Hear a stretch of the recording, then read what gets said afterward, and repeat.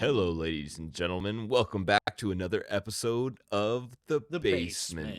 My name's Ezra. And my name is Tristen. This is the weirdest way we're doing it because I started it this time. Right? You forgot to say one important part. That's your part. I'm not going to say that. All right, fine. We like to talk about things theologically, practically, and hilariously. Dude can't talk with a little bit of a delay. No, it sucks. It's not helpful whatsoever. Today, we are Why are you doing on the book of Judges. Ta-da! Ta-da! Wonderful. It's actually one of my favorite books to go over. I didn't actually read it. Oh, way to go. Yeah. Way to go, bud. Anyways, so Judges is actually one of my favorite books to talk about because it has a whole bunch of fun stories about people kicking other people's butts. It's amazing. Dang.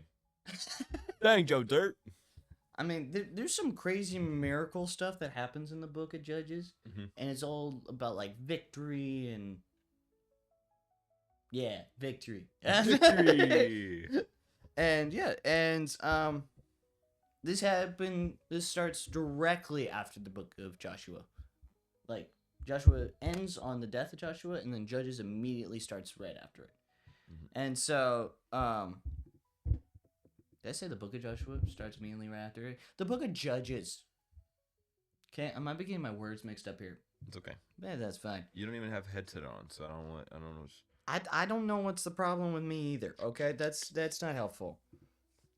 All right, so we start in the book of Judges, and immediately Jerusalem has more people to fight in the land of the Promised Land because they have not finished. They still have places to conquer, stuff. And so, we're going to start in chapter 1. And I'm just going to read. There's so much in this book. Are reading the whole thing, or? I'm going to start in chapter 1 because it immediately starts with action, and we're going to get into it. Okay? This is like the first book that is packed full of just stories. Not just like, and this tribe will have this land bordered by such and such a valley, by such and such a mountain, by such and such a lake and a stream and whatever. Or like, you shall not do this, this, and this, and this, and this, and give you all the 20-step instructions on how to sacrifice an animal. Like, it doesn't have all that at all. It's just pure storytelling. Oh. So the book of Judges is jam-packed with stuff. But we're going to go into immediately what happens after Joshua. So then you can kind of get a feel of how Israel's state is after their like great leader is gone. Right? So chapter 1, verse 1 says, After the death of Joshua, the Israelites inquired of the Lord, who will be the first to fight for us against the Canaanites? The Lord answered, Judah is to go. I have handed the land over to him. Judah said to his brother Simeon. Now this is talking metaphorically, because Judah and Simeon are not actually alive. This is just the names of the brothers, the names of the leaders of the tribe. This is hard. This is all metaphorical. Basically, one tribe is talking to another tribe in a metaphorical sense. So Judah said to his brother Simeon, Come with me to my territory and let us fight against the Canaanites. I will also go with you to your territory. So Simeon went with him. When Judah attacked, the Lord handed the Canaanites and Perizzites over to them. They struck down 10,000 men in Bezek. They found Adoni-Bezek in Bezek, fought against him, and struck down the Canaanites and Perizzites. When Adoni-Bezek fled, they pursued him, seized him, and cut off his thumbs and big toes. Adoni-Bezek said, 70 kings with their thumbs and big toes cut off used to pick up scraps under my table. God has repaid me for what I have done. They brought him to Jerusalem, and he died there. The men of Judah fought against Jerusalem and captured it. They put the city to the sword and set it on fire. Afterward, the men of Judah marched on to fight against the Canaanites who were living in the hill country, the Negev, and the Judean foothills. Judah also marched against the Canaanites who were living in Hebron. They struck down Sheshai, Ahiman, and Talmai, From there, they marched against the residents of Deborah. Caleb said, "Whoever strikes down and captures Kiriath Sefer, I will give my daughter Achsah to him as a wife." This has already been previously stated in the book of Joshua. So Othniel, son of Kenaz, Caleb's youngest brother, captured it, and Caleb gave his daughter to Achsah to him as his wife. When she arrived, she persuaded Othniel to ask her father for a field. As she got off her donkey, Caleb asked her, "What do you want?" She answered him, "Give me a blessing. Since you have given me land in the Negev, give me springs of water also." So Caleb gave her both the upper and lower springs. The descendants of the Kenite, Moses' father-in-law, had gone up with the men of Judah from the city of the palms to the wilderness of Judah, which was in the Negev of Arad. They went to live among the people. Judah went with his brother Simeon, struck down the Canaanites who were living in Zephath, and completely destroyed the town. So they named the town Hormah. Judah captured Gaza and its territory, Ashkelon and its territory, and Ekron and its territory. The Lord was with Judah and enabled them to take possession of the hill country, but they could not drive out the people who were living in the valley because those people had iron chariots. Judah gave Hebron to Caleb, just as Moses had promised. Then Caleb drove out the 3 sons of Anak who lived there. At the same time, the Benjaminites did not drive out the Jebusites who were living in Jerusalem. The Jebusites have lived among the Benjaminites in Jerusalem to this day. So already, we kind of get a slight recap of what they did, because most of this is mentioned in the book of Joshua. Especially Caleb saying, "Whoever strikes down this city will get my daughter Achsah," and Othniel does it and gets Achsah. But there's an interesting verse in here that says, "But they did not drive out the people who were living in the valley because those people had iron chariots." And you ask the question, why? Why couldn't they drive them out when God said that they could conquer all the people? There's a couple of theories behind it. One, we talked in a previous episode about the Lord's strength. They didn't rely upon God's strength to do it. Or two, God purposely made it so that they couldn't drive them out at that point to test them to see if they would still stay pure to him. So those are the 2 theories. Then Benjamin was unable to drive out the Jebusites. So they were unsuccessful. They had failure. And all these successes and failures you'll see affect Israel throughout the entire book of Judges. So all these people that are left within the nation of Israel, they affect the people of Israel. And then eventually they have a pattern of sin and judgment because they fail to stay true to God among these people that are still staying with them. So, in chapter 2, it says in verse 1, "The angel of the Lord went up from Gilgal to Bochim and said, 'I brought you out of Egypt and led you into the land I had promised to your fathers. I also said I will never break my covenant with you. You are not to make a covenant with the people who are living in this land, and you are to tear down the altars, but you have not obeyed me. What is this you have done? Therefore now say, I will not drive out these people before you. They will be thorns in your sides, and the gods will be a trap for you.' When the angel of the Lord had spoken these words to all the Israelites, the people wept loudly, so they named that place Bochim and offered sacrifices to the Lord." So they were unsuccessful. And God was like, "You didn't do what I asked. So therefore, they will be a pain in your butt because of it."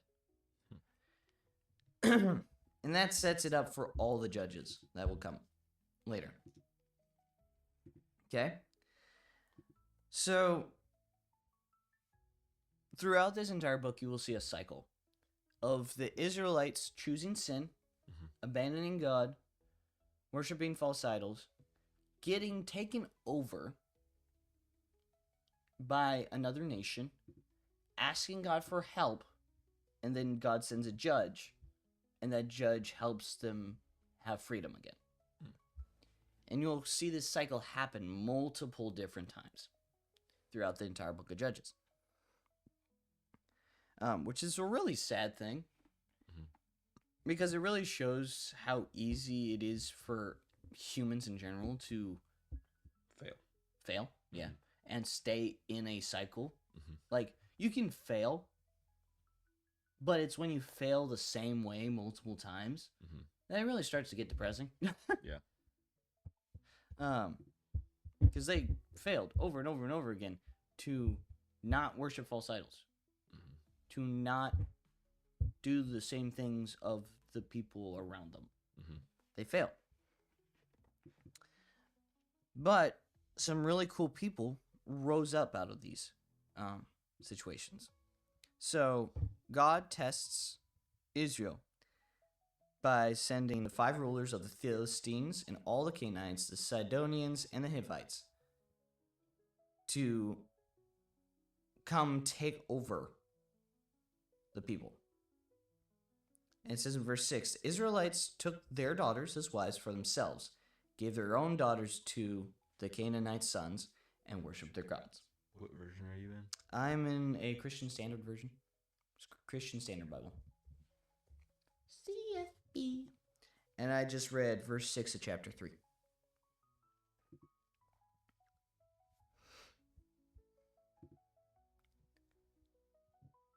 And we get to Israel's first judge.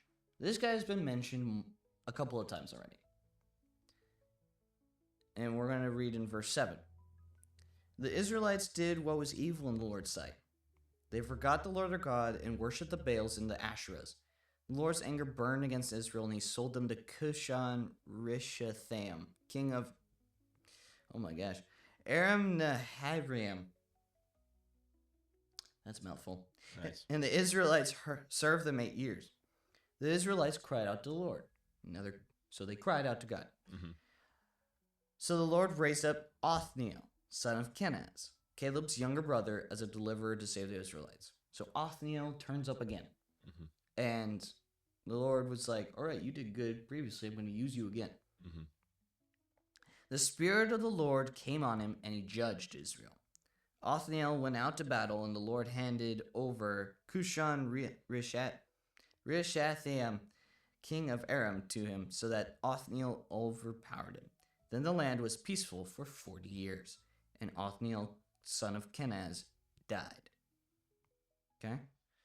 So Othniel was the younger brother of Caleb. He had already shown himself to be a great warrior by taking that city and receiving his older brother's daughter, his wife. And God saw something in him that was righteous and wanted to make him judge. And he did what was right because the land was peaceful for 40 years. But he died after the 40 years. And we see in verse 12 that even though they were rescued after they cried out to God, and the land was peaceful for 40 years, they didn't learn. Verse 12 says, the Israelites again did what was evil in the Lord's sight. He gave Eglon, king of Moab, power over Israel because they had done what was evil in the Lord's sight. After Eglon convinced the Ammonites and Amalekites to join forces with him, he attacked and defeated Israel and took possession of the city of palms. The Israelites served Eglon, king of Moab, 18 years. So they just had a period of 4 years of peace. Now they have 18 years of captivity. Right? Now they cry out again. And this guy, his name's Ehud. And Ehud was called the left-handed Benjamite. Because this guy, like the Benjamin's name means right hand. So being a left-handed Benjaminite is kind of an oxymoron. And Ehud was called by God, and he did a crazy thing. He went into the king's palace saying that he had a message for the king. And this king was fat. Oh. He was abnormally obese. Abnormally obese? Yeah, abnormally obese. Like, he was so huge. And Ehud had an 18-inch sword. Double-edged sword. He strapped it to his right leg so that he could grab it with his left hand. and he said, "I have a message for you." Oh. Yeah. The Book of Judges is crazy. Oh. So verse 22, even the handle went in after the blade, and Eglon's fat closed over it, so that Ehud did not withdraw the sword from his belly, and the waist came out. Ehud escaped by way of a porch, closing and locking the doors of the upstairs room behind him. Yeah. Eglon was fat. Dang. Yeah. He was big. And Ehud assassinated the king and dipped. Like, he was gone. He got out of there. And then, once the king was dead, he assembled all of the Israelites together and fought against them and won. And Moab became subject to Israel that day, and the land was peaceful for 80 years. So you had 40 years of peace, 18 years of captivity, 80 years of peace. So 80 years of peace, like, there's a couple of generations that are being spanned here. Then you have Shamgar. One verse about Shamgar. Where is that? Verse 31 of chapter 3. Okay? After Ehud, Shamgar, son of Anath, became judge. He delivered Israel by striking down 600 Philistines with an oxgoad. A cattle prod. Yeah. You know how hard it is to kill 600 men with a cattle prod? What is that? You just said it's a cattle prod. What is it? It's That's what the thing says. It says cattle prod. Oh, it's a stick. It's like a literal stick that is meant to kind of goad the cattle a little bit, to kind of slightly pierce them in order to get them to move forward, especially when they're being stubborn. Because ox are very stubborn. Oh. Back in their day, the ox were not as... I mean, they were probably more domesticated, so they had more of an attitude. And so they had oxgoads to make sure that they went forward and stuff. It was not a weapon for a war. It was a tool for farming. Oh. And so... Well, they should ban it. And so Shamgar took that tool and struck down 600 men on his own. Dang. That's impressive. Right? Talk about the strength of the Lord. Yeah. That's crazy. Right? And... like, Chuck Norris threw a grenade, killed 100 people, and then it exploded. It's funny. But this guy only needed one verse about him. Like, Shamgar only gets one verse. Dang. That's it. He only gets one. But it's an extremely awesome one. Yeah. But that's cool. And then the Israelites decide to start the cycle again. Because the Israelites in chapter 4 said, again, did what was evil in the Lord's sight. Oof. In the Lord's sight, after Ehud had died. Specifically. Okay. Also, the reason I was doing that is because this is now displayed behind us, like right here. The verses. Oh, so, verse 1, it starts right here. Oh, okay. And then all the way to right above your, to the right side of your head is at the word the. Oh, okay, gotcha. So, the Israelites are doing... Oh, hi. Okay. So the Israelites are not doing something important. They are not teaching the next generation how to not follow in their footsteps. They're doing a terrible job of it. Because it's after a leader dies that they just start back up again. Like they experience, like, 80 years of peace was created. That's like 2, possibly 3 generations worth.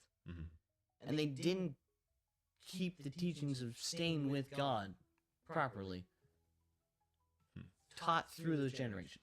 Yeah, it seems like when life gets easy, traditions fade. Mm-hmm. When life is hard, they're passed down easier. Right, because it's a manner of survival. Mm-hmm.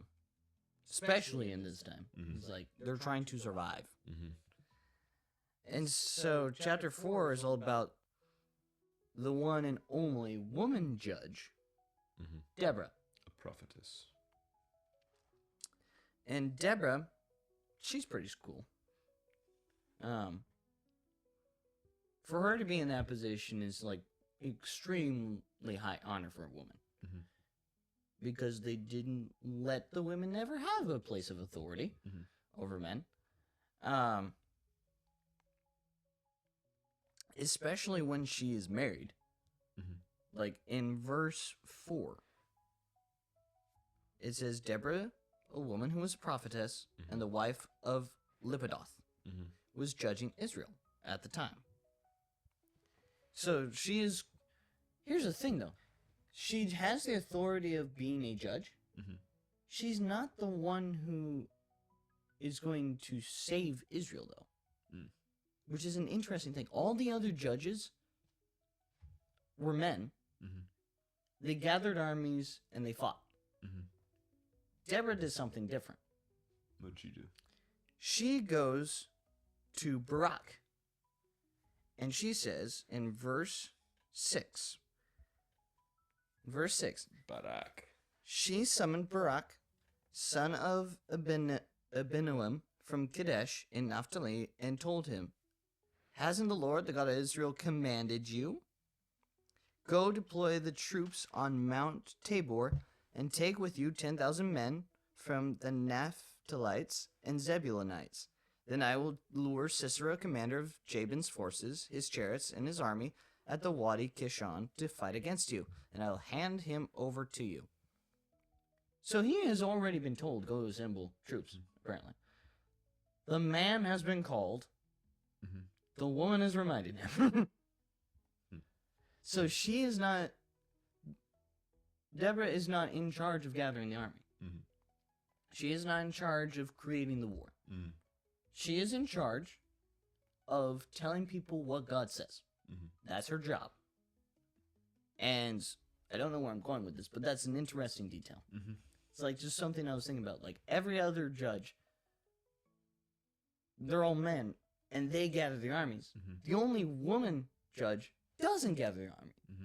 She says God has called another guy to go gather it for Israel and go fight Sisera.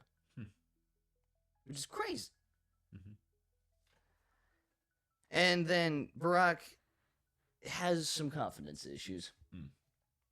Because in verse 5, he's like, Barak said to her, if you will go with me, I will go. But if you will not go with me, I will not go.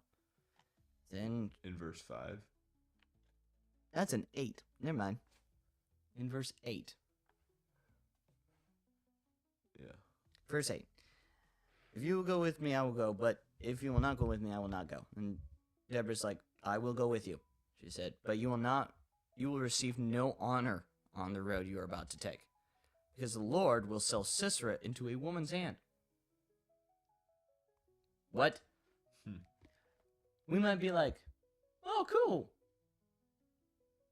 I guess. A woman gets to have the honor from the war. Cool. Back in the day, the men fought wars. They were the ones trained. Like, not a single woman was in an army. Ever. And for a woman who is not trained in battle to have the honor of winning the war was a slap in the face. To Barak specifically. And Barak does end up forming an army, and they're on the mountain, and Sisera's down in the valley, and they're like, we got him. We got him. Then it starts raining. Imagine that. The Valley of Kadesh is commonly known for multiple battles, where the rain appears and just makes that ground muddy. Mm. And you know what can't be used on muddy ground? Cannons. Chariots. Chariots. They didn't have cannons. Oh. They had chariots. Chariots were the highest form of technology that they had. Oh. Darn. And so when you remove their best form of transportation and war tactics, their army starts to freak out. And so Sisera's army was easily getting defeated, and Sisera jumps. He's like, I'm gone. Y'all take care of yourselves. Goodbye. Mm-hmm. And he finds refuge in a tent. Hmm. It says, and there's a woman in there. Her name is Jael. What is this? Verse 17. Verse 17 of chapter 4. Mm-hmm. Her name's Jael. And Sisera knew that her husband's family and his king's family were at peace here. Mm-hmm. He said, hey, provide a place of refuge. I'm hiding from battle. Mm-hmm. She's like, okay. She ends up taking care of him, has a nice place for him to rest and stuff, gives him some warm milk. She falls asleep. He falls asleep. When he's fast asleep, she kills him. Tent peg through the head. Well, the what? Tent peg. Tent peg? Yep. Oh, ow. And a hammer. Ow. Yeah, Sisera dies. That's a little gruesome. That's the Bible. Yep. Okay. So that's 21. While he was sleeping from exhaustion, Heber's wife, Jael, took a tent peg and grabbed a hammer and went silently to Sisera. She hammered the peg into his temple and drove it into the ground, and he was dead. Yep. And he died. Well, yep. Dang. Barak comes to the tent, and Jael went out to greet him and said to him, come, I will show you the man you were looking for. So he went in with her, and there was Sisera lying dead with a tent peg through his temple. Yeah, that'd be surprising. Yeah. That day, God subdued Jabin, king of Canaan, before the Israelites. The power of the Israelites continued to increase against Jabin, king of Canaan, until they destroyed him. Then Deborah has this entire song, and she gives praise to God for everything that he has done for the Israelites, and gives praise to Jael for her steadfastness with the Lord, and the Lord blessing her because of all the honor that comes from defeating the commander. Mm-hmm. And at the very end of it, the last sentence, verse 31, it says that the land was peaceful for 40 years. At the end of chapter 31. So another 4 years of peace happens. At the verse 31? Verse 31, yeah, at the very end. And the land had peace for 40 years. So that's 3 times that this cycle has happened. Wow. Okay. Cycle number 4 starts again. Dang. Chapter 6. Midian. We go into Midian. And this is the story of Gideon. Oh, fun. And I'm going to summarize this because this is a lot, and we don't have that much time. Yes. So, the angel of the Lord comes to Gideon and says, hey, you are going to save Israel. Gideon's like, how? I'm the lowest of the low. Mm-hmm. And the angel's like, bring me some food. Gideon brings him some food. The angel sets it on fire. And Gideon's like, oh, you are from God, aren't you? And then Gideon's like, okay, cool. Can you give me a sign real quick? I'm going to put a cloth outside. If the cloth is dry, but the ground is wet, I know this is from you. Mm-hmm. And the Lord's okay, I can do that. So, tomorrow, the next morning, he sees the cloth. It is dry, the ground is wet. And then he's like, oh, okay, I understand this. But can you give me another one? I want it this time to be reversed. Can I have the fleece to be wet, but the ground dry. Like, all right, I can do that. So God does it. And then next morning, he sees it, fleece wet, ground dry. And he's like, all right, got it. In the middle of all this, Gideon tears down his father's altar to the false god Baal. And also an Asherah pole. That's why the whole brand Balenciaga is bad. Why? Balenciaga is talking about Baal. I'm not familiar with that. It's a very new brand, but it's Baal. Oh. Like Baal.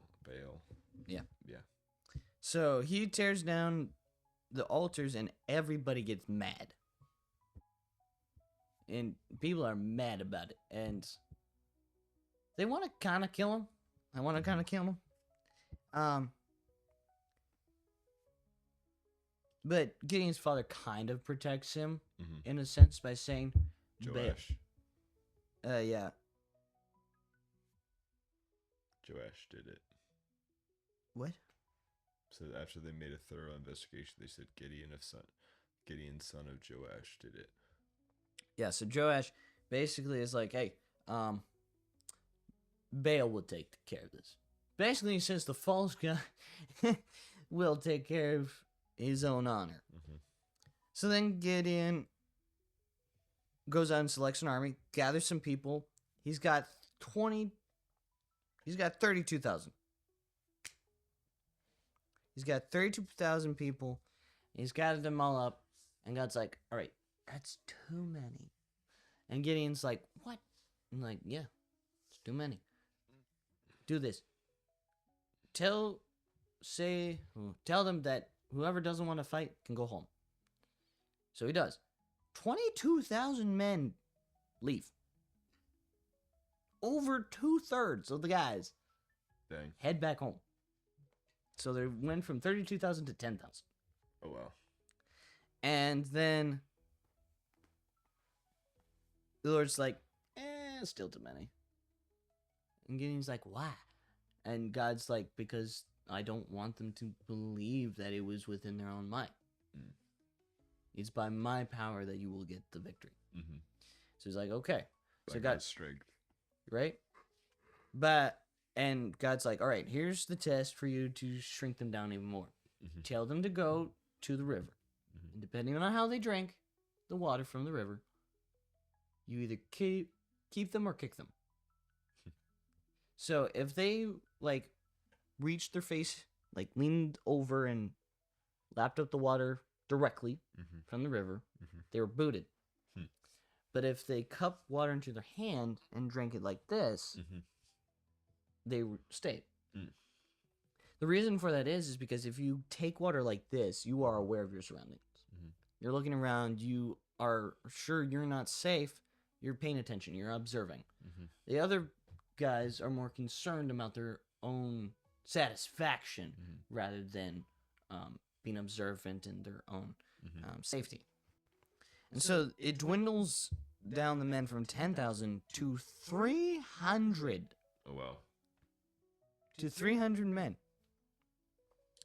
And that's not too many to fight with, given the fact that you have 100,000 Midianites to kill.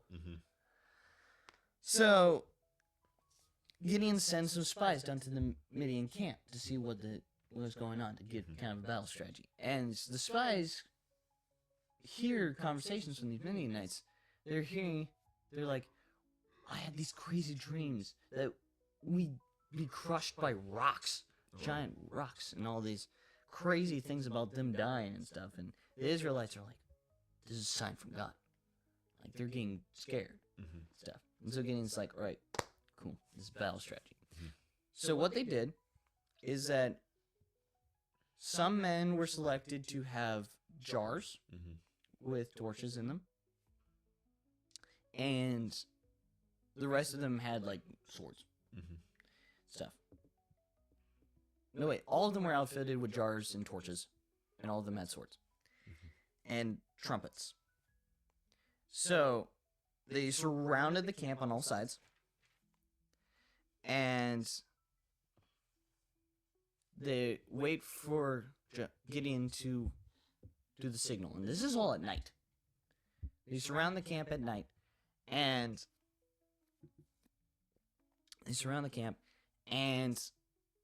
then Joshua gives the signal.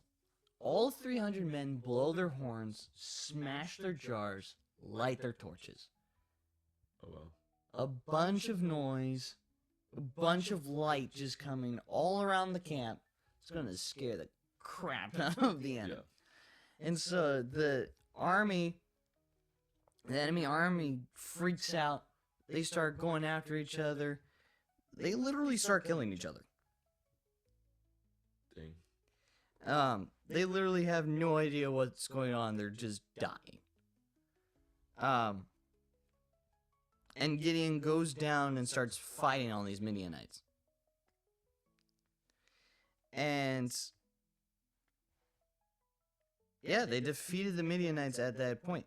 And then the men of Ephraim were disappointed. Because they were like, we're neighbors. Why didn't you call on us? Mm-hmm. And verse 2 of chapter 8 says, So Gideon said to him, What have I done now compared to you? Is not the gleaning of Ephraim better than the vintage of Abiezer? God handed over to you Oreb and Zeb, the two princes of Midian. What was I able to do compared to you? When he said this, their anger against him subsided. So Ephraim had joined the battle, but they were not summoned at first. They were disappointed about it. And then Gideon continues to pursue the kings of Midian, and he ends up succeeding.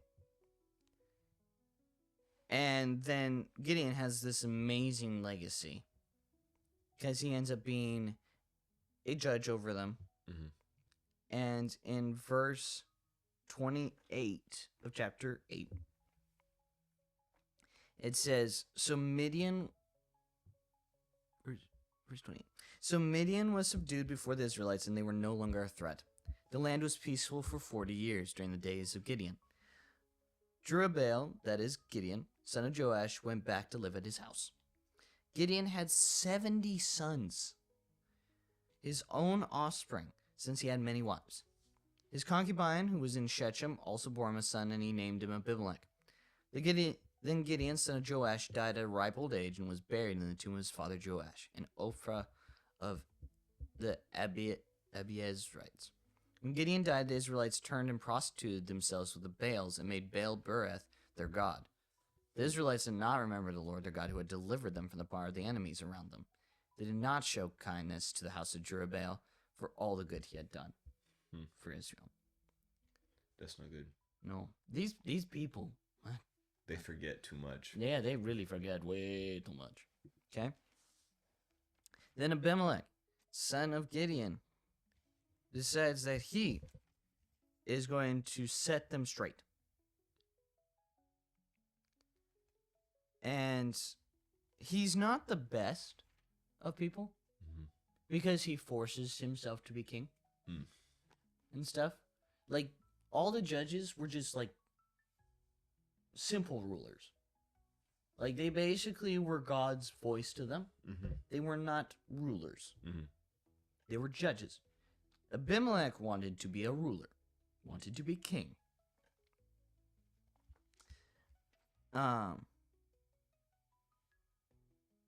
And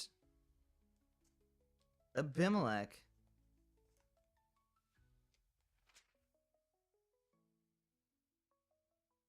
says this. Okay, in chapter 9, Abimelech, son of Jerubbaal, went to his mother's brothers at Shechem and spoke to them and to all his maternal grandfather's clan, saying, Please, speak in the presence of all the lords of Shechem.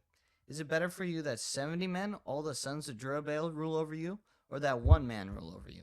Remember that I am your own flesh and blood. His mother's relatives spoke all these words about him in the presence of the Lord of Shechem. And they were favorable to Abimelech, for they said, He is our brother. So they gave him 70 pieces of silver for the temple of Baal-berith. Abimelech hired worthless, reckless men with his money, and they followed him.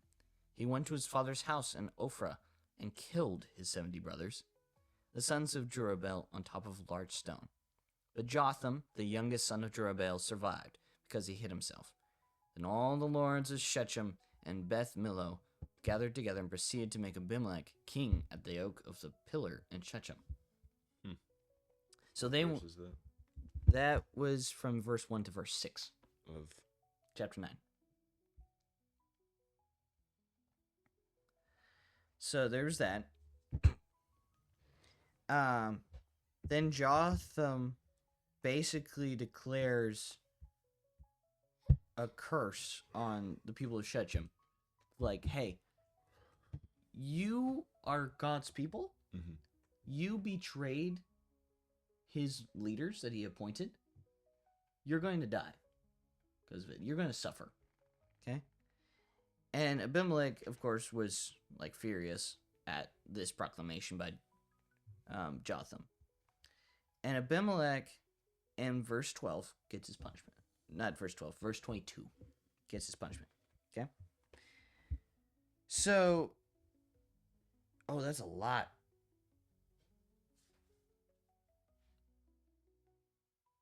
we can cut this one in half too if we need to.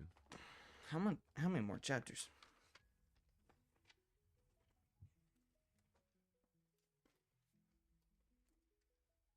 Oh, there's 21 chapters. Mm-hmm. Oh my gosh. Okay. Anyways, We're at verse 9, in chapter 9, so we can go to 10 and then do 11 next time. okay. So Abimelech ends up. God put an evil spirit between Abimelech and the lords of Shechem. Mm-hmm. The people who made him king. God was like, yeah, that was terrible. I'm going to make this really bad for you.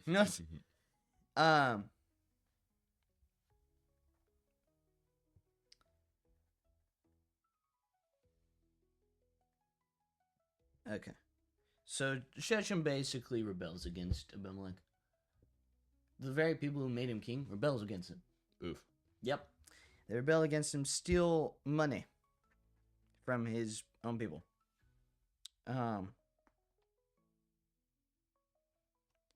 Gael, son of Ebed, in verse 26, Ebed, came with his brothers and crossed into Shechem. The lords of Shechem trusted him.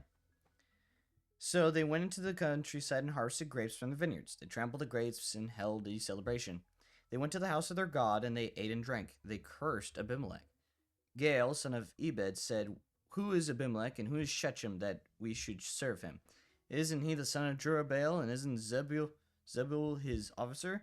You are the servant of Hamor, the father of Shechem. Why should we serve Abimelech? If only these people were in my power, I would remove Abimelech. So he said to Abimelech, gather your army and come out. When Zebul, the ruler of the city, heard the words of Gael, son of Ebed, he was angry. He sent messengers secretly to Abimelech, saying, look, Gael, son of Ebed, with his brothers, has come to Shechem and are turning the city against you. Now, tonight, you and the people with you are to come wait in ambush in the countryside. Then get up early, and at sunrise, charge the city. When he and the people who are with him come out against you, do to him whatever you can. So Abimelech and all the people with him got up at night and waited in ambush for Shechem in 4 units. Gael, son of Ebed, went out and stood at the entrance of the city gate. Then Abimelech and the people who were with him got up from their ambush. When Gael saw the people, he said to Zebul, look, people are coming down from the mountaintops. But Zebul said to him, the shadows of the mountains look like men to you. Then Gael spoke again, look, people are coming down from the central park of the land, and 1 unit is coming from the direction of the diviner's oak. Zebul replied, where's your mouthing off now? You said, who is Abimelech, that we should serve him? Aren't these the people you despised? Now go and fight them. So Gael went out leading the lords of Shechem and fought against Abimelech. But Abimelech pursued him, and Gael fled before him. Many wounded died as far as the entrance to the gate. Abimelech stayed in Arumah, and Zebul drove Gael and his brothers from Shechem. The next day, when the people went into the countryside, this was reported to Abimelech. He took the people, divided them into 3 companies, and waited in ambush in the countryside. He looked, and the people were coming out of the city, so he rose against them and struck them down. Then Abimelech and the eunuchs that were with him rushed forward and took their stand at the entrance of the city gate.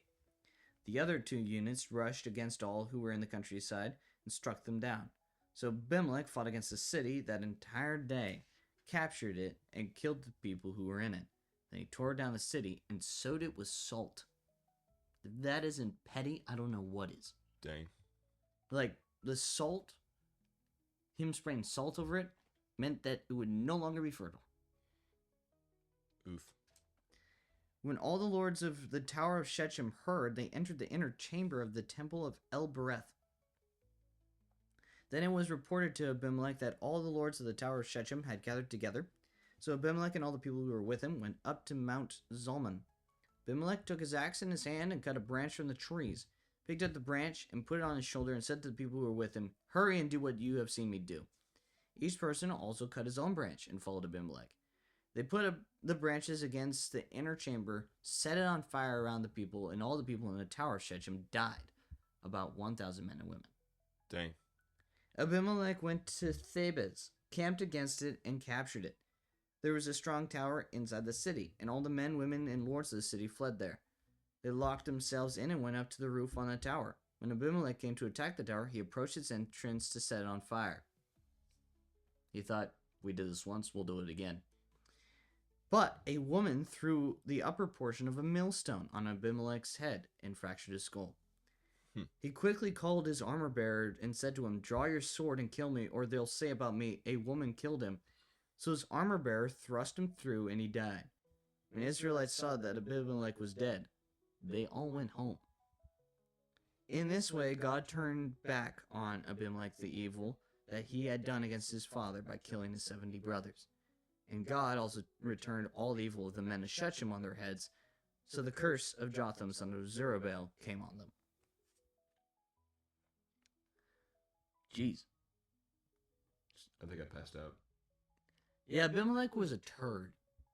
And so were the Shechem guys.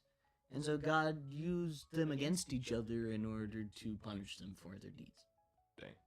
They basically killed each other. That happens. Yeah. And then we have Tola. This guy is a good judge. 10. Yep, chapter 10. After Abimelech, Tola, son of Puah, son of Dodo, became judge. Dodo. And began to deliver Israel. He was from Issachar and lived in Shamgar in the hill country of Ephraim. Tola judged Israel 23 years, and when he died, was buried in Shamgar. After him, Jair, the Gileadite, who judged Israel 22 years. He had 30 sons who rode on 30 donkeys. They had 30 towns in Gilead. Why is that so important? They rode 30 donkeys. They all had a donkey. Why is that? A sign of wealth and strength. Oh. They all had really long ears, too. They had 30 Donkey. They had 30 towns in Gilead, which are called Jair's villages to this day. When Jair died, he was buried in Kaman. So, number of cities equal to the number of his sons. Nice. And then the Israelites once again did what was evil in the sight of the Lord. Yeah, You could get a bunch of tattoos that said, "Then Israel did what was evil in the sight of the Lord." You just have that quote over and over. Oh my gosh. And this time, their enemy is the Ammonites. And the Ammonites gather together with quite a few other people, and they oppress the Israelites. And this is the prologue to the next judge, Jephthah. And, yeah, we see, we're going to stop. What? We're going to pause there. We're going to pause there. Because there's a decent amount left. We're going to pause there because that's so much packed into one. Oh, my mouth is dry. Yeah. But anyways, the book of Judges shows that you have to keep up the teachings of God to the next generation. Yeah. You have to. Otherwise, you will constantly go through cycles of sin. Mm-hmm. Don't get too comfortable. Right. Don't get too comfortable. Mm-hmm. And when God tells you to do something, you better stink and do it. Mm-hmm. Otherwise, there will be consequences. Mm-hmm. When Barak was told by Deborah, hey, go gather the men to fight against Sisera, he lost the honor of winning the battle. Mm-hmm. They lost it. Mm-hmm. And then when Abimelech, he was a turd. Mm-hmm. He killed his 70 brothers. Dang. And then the men of Shechem, who are technically his relatives, Mm-hmm. made him king. God was like, nah, all you are bad. Mm-hmm. You will all kill each other because of your sins. Dang. And, like, it's crazy to see the downfall of God's people. Mm-hmm. Over and over and over again. Mm-hmm. It kind of reminds me of what's happening in the U.S. right now. Right? But it shows how much we truly need God. Mm-hmm. Yep. When people turn to themselves as their own gods, then crap happens. Yep, bad stuff happens. So, next time we'll get into the rest of the book of Judges. There are a few stories left about some really cool dudes. Mm-hmm. Who were also flawed in some ways. Jephthah, we'll talk about. Bram. Thank you. That was a little aggressive. Not Prim. Jephthah, he has a flaw that he has a mistake that he regrets and will regret for all of his life. Then you have Samson. Come on. Well, she's like, I don't know how to do this properly without knocking anything over.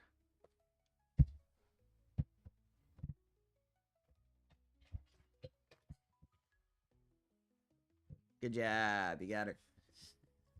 Then you have Samson, and Samson's kind of prideful and makes some dumb decisions, stuff. But God uses it for His good. And then you have the tribe of Benjamin. That story, the tribe of Benjamin does some really terrible things, and the rest of Israel has to judge them for it. Yeah. So that's going to be the rest of Judges. And we'll go over that and see what happened. That. And then after Judges, it's Ruth. Nice. It's a fun one. I think I remember Book of Ruth. Yeah, we actually did a 4-episode series on that. That's why I remember it. Yeah. Fun. On the old channel. On my channel. Yeah. But, yeah. Well, that was the first half of Judges. So Nice. yeah. It's crazy. I think I fell asleep. Yeah, possibly. It's possible. There's a lot of information. There was a lot of words, and there was a lot of you reading. Yeah, there's a lot of me reading. I told you, this is full of stuff. Yes. It's so full. Hi, dog. But yeah, just rely upon God, and don't get too comfortable. That's what we can. Key takeaways. Yes. So, well, I prayed for us last time. Yes. So. Dear Jesus, thank you for another day. Thank you for another episode. Thank you for your words. Even though I'm kind of tired for some reason, I slept a lot, so I don't know why. But I just pray that the words settle. I just pray that this video reaches many people, and that your people are blessed, and people choose to get uncomfy, and they choose to follow you and stick to what you do and what you say. Thank you for loving us and caring for us. In your name we pray. Amen. Remember, we're always trying to constantly be learning. Yes. And this is from our perspective. Well, most of what you read. Yeah, I read a lot. I wasn't really going to say that one this time because mostly you just read. So I just basically gave a recap of everything that happened. Yeah. This wasn't really a book study. This was just a book summarization. Yeah. Yeah. Yeah. So if there's a commentary, the things that are commentaries on this, that's our perspective. Right. Right. If it's not a commentary and it's directly quoted, you literally had the words like right there, Right. so you could read what was happening. So yeah. Right. So yeah. we'll catch you next time on The Basement. You have a great rest of your day.